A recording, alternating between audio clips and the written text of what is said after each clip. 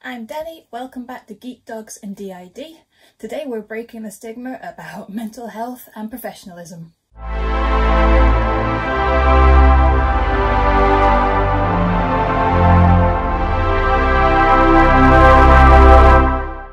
Did you know that people with a mental illness don't always have bad mental health? I know, right? It's crazy to think that someone that has a mental illness can actually have good mental health, and a lot of us do. It's not a fantasy world. You know, I live with a mental illness, a couple of them, mostly DID, depression, PTSD. I'm still able to do my job. For the most part, I have good mental health. I can think clearly, I can think rationally, I enjoy things, I go out and do stuff, I see people. There are days where I can't, absolutely. For the most part I can. So to start off with, everyone, and I mean everyone, has mental health. You can't escape it. It doesn't discriminate. You know, we all have a brain, we all have a mind, we all have a body. Therefore, you will have mental health. Could be that you have good mental health your whole life. I doubt it, but it could happen. When you have good mental health, everything works well. You know, your body functions the way it's supposed to. You can get stuff done, you can do your work, you remember stuff, your organisational skills are usually the best that they can be, depending on how organised you are as a person. I'm not very. If, however, you have bad mental health or poor mental health, you will struggle to do these things. It'll be like walking through tar a lot of the time. You can get overwhelmed with emotions and thoughts. Your ability to rationalise what's going on in your head is really difficult. You'll struggle to separate like your true thoughts and your untrue, and if you're overthinking something, sometimes you'll be so fatigued that you physically can't get out of bed, which will affect your physical health. And it can lead you down some very difficult roads. And you can get to very dark places with it. And suicide is one of those things that people don't talk about. I think we should talk about it. It is a health condition. It is fatal. In my industry, it affects quite a few people, the veterinary industry more so. But we work very closely with the vets as a clinical animal behaviourist. And what I tend to find is if you have poor mental health, is you will start to have unhelpful thinking habits. So if you have unhelpful thinking habits, you will have things like a mental filter where you're unable to understand things clearly. You kind of have like a bias and you won't accept things for what they are. You'll try and predict things, you'll try and fortune tell and see the future. So you'll start to worry and think about hypothetical situations that aren't true, aren't related to what you're dealing with. You will start to compare yourself to other people and put yourself down. Catastrophize? Catastrophize. That's a word I can't say. But basically you'll overthink things, so you'll make mountains out of molehills. So everything is worst case scenario, which isn't a bad thing, as long as you're aware that that is your worst case scenario. So if you're planning an event, if you're doing a risk assessment, these are good things to do in those situations. Not necessarily if, you know, someone hasn't texted you back for 5 minutes and in your head you think they hate you. You may have black and white thinking where it's either right or wrong. There is no middle ground grey area. And this will most likely affect everyone at some point in their life. The thing I want to point out is that this does not, and I repeat, does not affect your professional ability to do your job. It doesn't. Living with a mental illness doesn't have to affect your ability to be a professional and to do your job. Yes, absolutely, it can impact it at times, but don't discredit someone just because they have a mental illness. You know, is the mother that's suffering postnatal depression never going to be able to go back to work? You know, or the soldier that has PTSD and is still jumping at fireworks. That's not going to be for life. You can recover from these things and you can learn to work with them just as much as the person that's off sick because they broke their leg. You know, they might need help getting in and out of the building, they won't be able to get up and do things, they might not be able to go jogging, but they can do their job. So don't put people down just because of that. My physical illness affects my ability to work far more than my mental health ever has. Employers, clients, anyone that's hiring someone, please bear in mind that if the person you are hiring has the necessary skills, experience and qualifications to do their job, do not undermine that ability just because you found out they have a mental illness. Like, seriously, don't. They have achieved all of these things whilst living with a mental illness. That's a huge achievement. Huge. Do not devalue it. My academic and my professional achievements don't mean any less than any of my other colleagues who have a master's degree and are members of professional organisations, just because I found out a couple of months ago that I've actually been living with a mental illness. Doesn't take any of that away, doesn't change any of that. I still have a master's degree. I am still members of these professional bodies. I still have 15 years experience in my field. None of that changes at all. In fact, I would argue I'm now in a better place to do my job because I know what I'm fighting. You know your enemy. I understand what it is I'm living with. I understand what it is that I'm dealing with. So I can make sure that I can do it even better than I could before because I now understand how my brain works. It's the same for anyone who is living with a mental illness. You've lived with it your whole life, or the vast majority of your life. You're learning to recover with it. You're learning to work with it. You are generally a stronger person than if you didn't have that mental illness. I know fantastic professional speakers that have overwhelming anxiety where they literally throw up before they do a presentation, but you wouldn't tell if you saw them speak because they know their anxiety, they understand why they feel that way, they realise it's irrational, but they can't change how their brain works, so they work with it. It often makes these people authentic speakers. They're the really good ones that you enjoy listening to because they're not the same. They do things in a slightly different way and they're more relatable. So it's a huge strength actually to have someone with a mental illness in your profession because they will have an insight that you won't look at. Having a mental illness doesn't take any of those achievements away. It can't. You achieve those things, your illness isn't going to change that.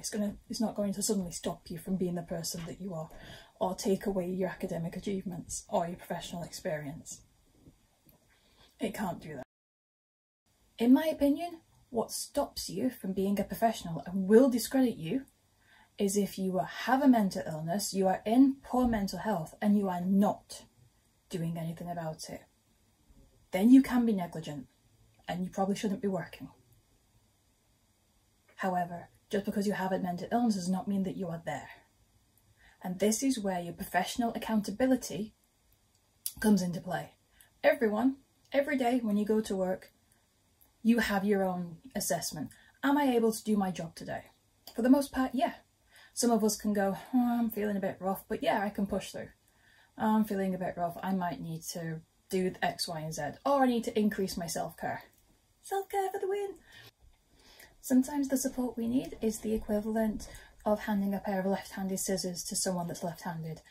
You know, it's as simple as giving them just an aid, or just be a soundboard for them to just explain what's going on. They don't necessarily need your advice. A lot of people that have mental illnesses or poor mental health, when they're talking to you about it, they don't need your advice.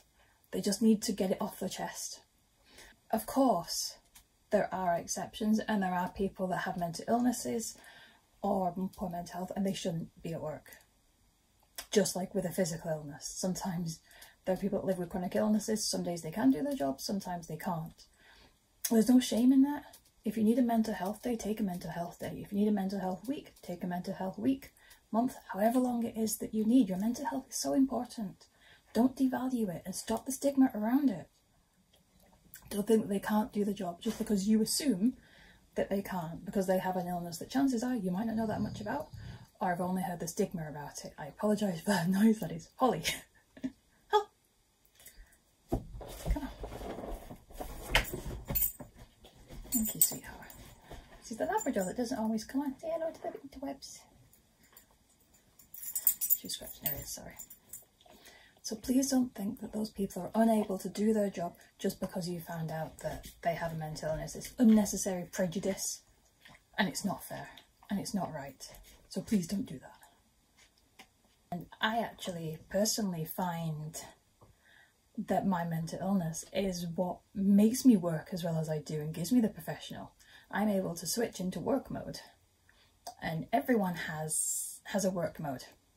You know, there is a face that you will put on when you're in a professional. There are things that you will say and do at work that you might not say at home. The stuff you will definitely do at home that you absolutely won't do at work. You know, everyone has that mask. The only difference is that mine isn't a mask, mine's actual different people. But I'm still able to do my job.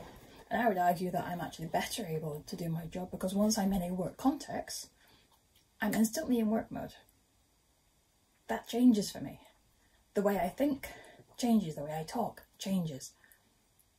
And I will be that professional. So regardless of what's going on in my personal life, how flaky I may seem as an individual, and I am, you know, I'm fun and I like to do stuff and I'm very geeky. Doesn't affect my ability to be a professional. You know, people's personal lives have no reflection on their ability to work at all.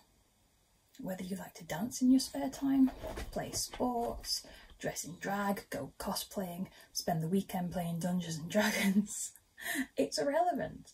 It's all irrelevant. As long as you can do the job, then you can do the job. Your health doesn't matter. You know, most of us that live with a mental illness, we can mask it really, really well.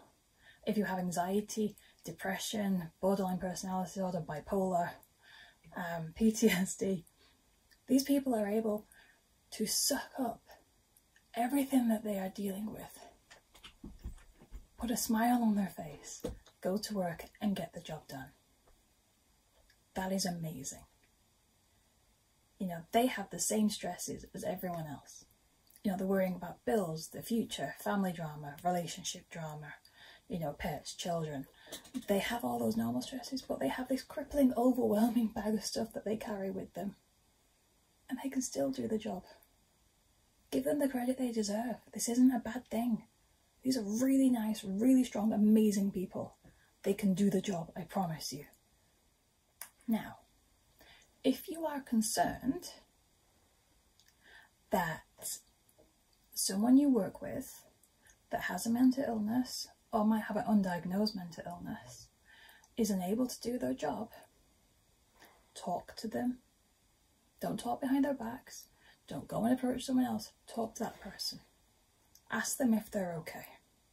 And if there's anything you need to know, anything they need help with. Don't assume that they can't do their job based on their mental health. Don't. If you feel that the only reason that person can't do their job, even if they have given you no reason to suspect that they can't, you have the stigma that I'm fighting against, that we as mental health advocates are fighting against, because you're making an assumption about someone based purely on their mental illness, despite having no proof that they're unable to do that job. Lots of people do have it and there's no shame in it. A lot of people don't realise that they have it. You know, so if you're judging someone based on their mental illness, read up on that mental illness. Hi Holly, are you okay? They're getting comfy. Hold on, I'll take a picture and let you know what I'm currently looking at. If they're doing a poor job and they're making mistakes, then talk to them, see if there's a way that you can help them. It could be that actually they need more help and they need to go and see a doctor or a counsellor or something along those lines, just like someone with a cold or migraines would go and need the time off work. But if they haven't done anything to give you a reason in a work capacity that they aren't good at their job, don't go assuming. So once you realise that you actually have this stigma, educate yourself on it, read up on it. There's loads of websites out there, there are courses, there are educational videos like this where people will talk about their conditions, how it affects them, what you can do to help, how you can support them. That's all we need is just support. We just might need some extra aids in place, just like anyone with any other disability. You know, we need the mental equivalent of a ramp or the left-handed scissors. There are many mental health advocates that will openly talk about their conditions. So if someone you work with has that mental health condition, read their blogs, watch their videos, see if there's something you can relate to and find a way that you can help the person that you work with. I will happily explain to anyone that asks why I'm capable of doing the job that I do, why I'm a professional, and why having a mental illness doesn't impact that. It doesn't change that at all. It doesn't change it for me, it doesn't change it for you.